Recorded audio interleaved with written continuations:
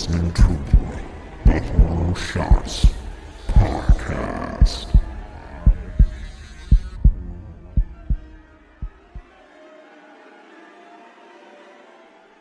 Hello again and welcome to another Horror Shots Podcast, brought to you by Morbidly Beautiful. I am Casey, as always. Now that may be a new intro for many of you listeners who've been with me for a long time, but I mentioned last week that I will be teaming up with Morbidly Beautiful, and I couldn't be happier. In case you don't know what Morbidly Beautiful is, check out their website at morbidlybeautiful.com for some great pop culture horror articles, such as the real-life horror of Mandy, which was a movie with Nick Cage that came out, I guess, late last year, or a top 5 list about must-see Spanish horror films. You're not going to get the typical everyday mainstream reviews on there. You're going to get a whole lot of new, interesting stuff. So I'm very excited about being partnered up with them, so be sure to check out their stuff as well as continuing to listen to the Horror Shots podcast. Also, if you ever do want to contact me, feel free to do so at my own website at horrorshots.com, Instagram at horrorshotsphotography, Twitter at horrorshotspod, Facebook at horrorshots, or email at horrorshots.podcast@gmail.com. Whole lot of different ways you can contact me if you ever have any stories you want to share, or if you just want to give me feedback in general. Lastly, don't forget to leave reviews. Reviews help little guys like me get found by more people. It's all I ask. You don't have to do it. There's no obligation, but it would help immensely if you just dropped a little review and tell me and the world what you think of the podcast. Now on to the actual cast itself. Today we will be looking at the Thunderbird once again. Now I didn't expect last week's to go as long as it did. It went almost 20 minutes with just the origins and some mythological facets of the Thunderbird. But I didn't get to any stories, and what good is a mythological creature or a legend without any stories to go along with it? So that is what this cast is all about. We're going to be talking about how the origins of it became what it is today, and some stories about its culture, about where it came from, and just all sorts of different tales that have been passed along through time. So without further ado, I'm just going to get right into this and get into some storytelling myths. And this is, again, a lot of it from mythology.net, and it was provided by Professor Geller, not the Friends guy.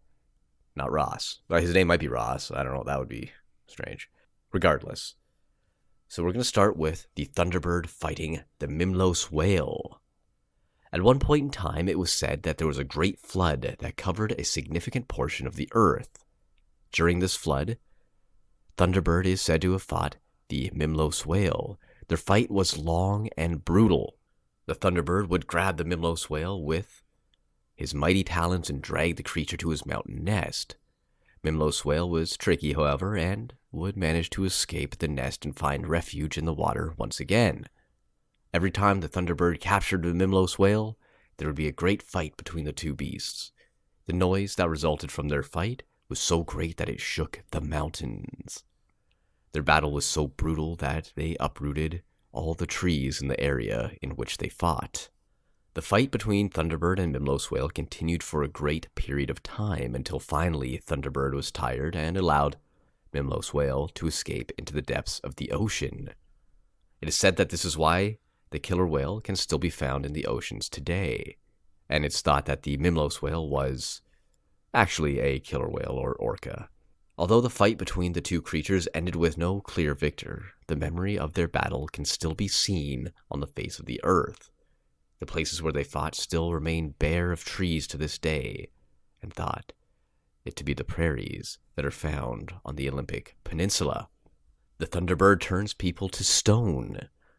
This is said to be a time when a hunter living in Beaver Prairie happened across one of Thunderbird's kills while looking for food. While there, he saw a great whale that the Thunderbird had carried into the prairie. The whale was so heavy that the Thunderbird needed to rest before eating its prey and had fallen asleep. The hunter took a feather from the Thunderbird's wing and went back to his people. When he returned to his village, he told his people of his encounter with Thunderbird and showed them the wing as evidence. The wing was as long as a canoe paddle, and it did not take them long before they had come to the belief that the hunter was telling the truth. He then told the people that he had seen a whale in the prairie, and that if they went quickly, they would be able to cut up the whale and eat it for themselves. A great number of beach and river tribes came in canoes and approached the dead carcass of the whale. In their greedy excitement, they cut the whole whale, cut it up into little pieces. By the end of the evening, the entire whale had been cut into pieces and was being cooked by the people. They were satisfied with this feat, though their satisfaction would not last long.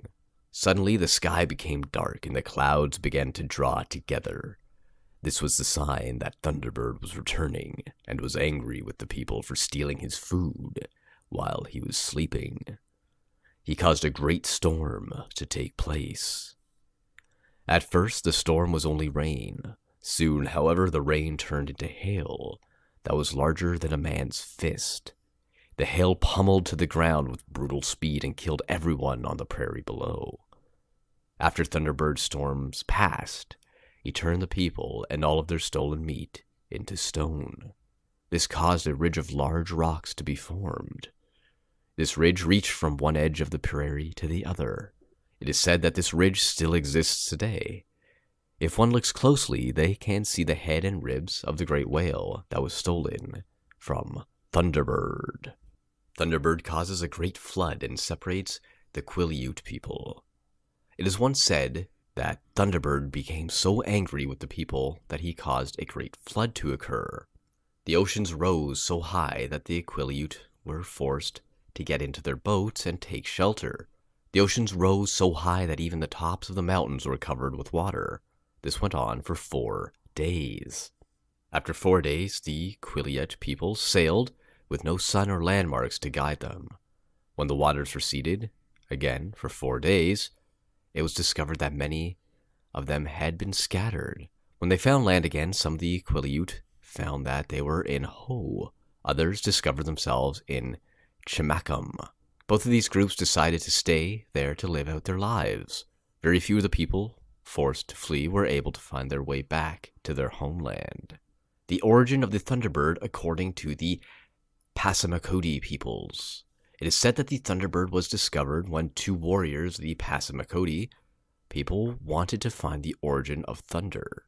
They embarked on a journey that took them north until they reached a large mountain. These mountains were magical and were able to pull apart slowly and then smash together again very quickly. The warriors crossed the mountain pass one after another, each vowing to the other to continue if they were unable to succeed in their mission. The first warrior made it through the mountain pass, but the second warrior was crushed by the colliding rocks. Once, on the other side of the mountain pass, the first warrior found a large plain with a group of wigwams. Near the wigwams, there was a group of Indians who were playing a game. For a while they played, but after some time had passed, they decided it was time for them to go.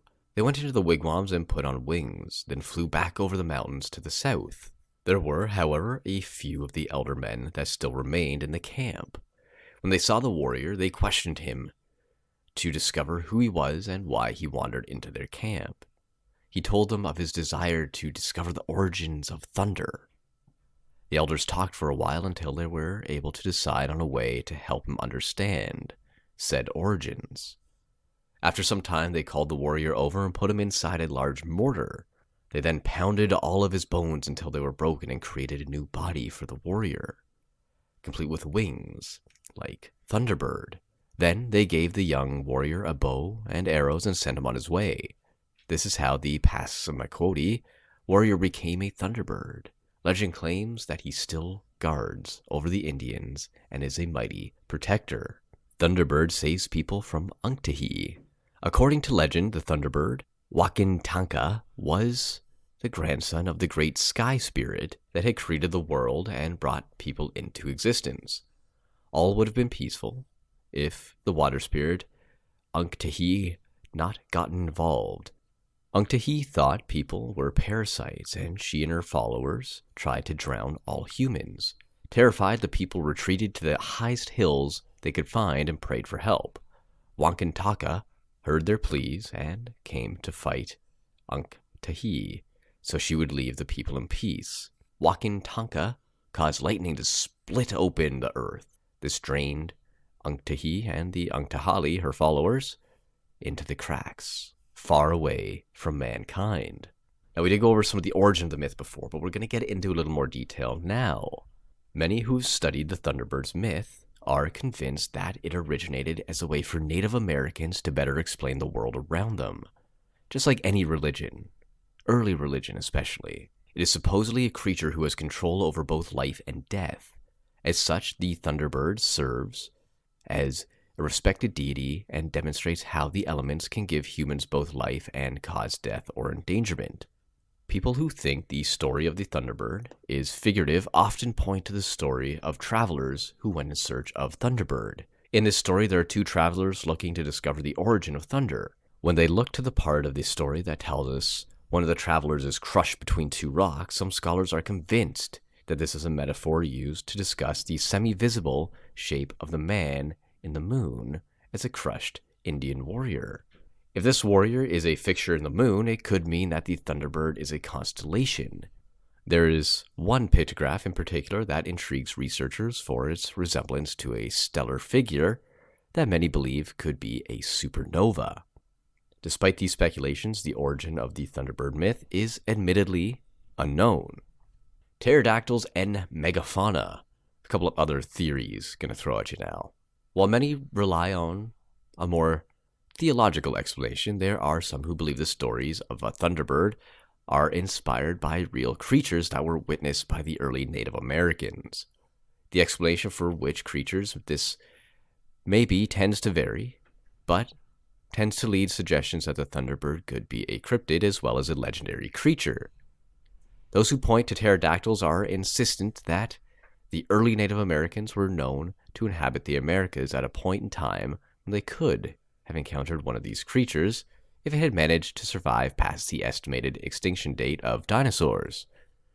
Because the pterodactyl's greatest wingspan, it is plausible that the sound made from the creature's flapping of wings could have been the cause of the name Thunderbird. The pterodactyl is also a solid candidate because it has teeth. While teeth do not always appear in the legend of the Thunderbird, there are many totem poles with carvings of the creature that suggests it does have teeth.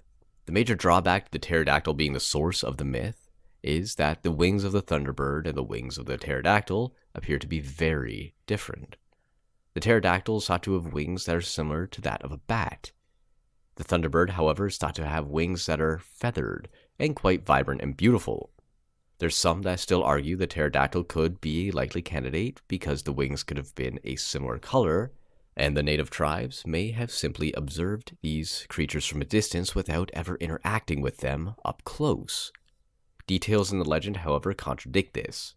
Legends of the Thunderbird often refer to the bright colors of the creature's feathers. These two facts seem to eliminate the pterodactyl entirely. There may, however, be an alternate explanation. Species of megafauna are known to have existed in the Americas during that time, that the first peoples would have been settling on the continent, and it is possible that a species of megafauna is responsible for the very detailed description of the Thunderbird. This is one of the more commonly accepted theories as to the origin of the Thunderbird, especially those who are hoping to find a cryptid. Though it is extremely uncommon that a cryptid of this size would be able to stay and hide from modern eyes this long, the possibility still proves to be intriguing to many pseudoscientists. So that is going to bring us to an end of our discussion of the Thunderbird. If you have any details that I missed out, or if you have any other resources other than just mythology.net, feel free to shoot me a message. Let me know. Leave a comment, leave a review, whatever you want to tell me what I missed. Or if you have anything to add, feel free to do that as well. Also, if there is anything you want me to talk about, feel free to let me know in any way possible. I mentioned all the ways at the beginning of the podcast on how you can reach me.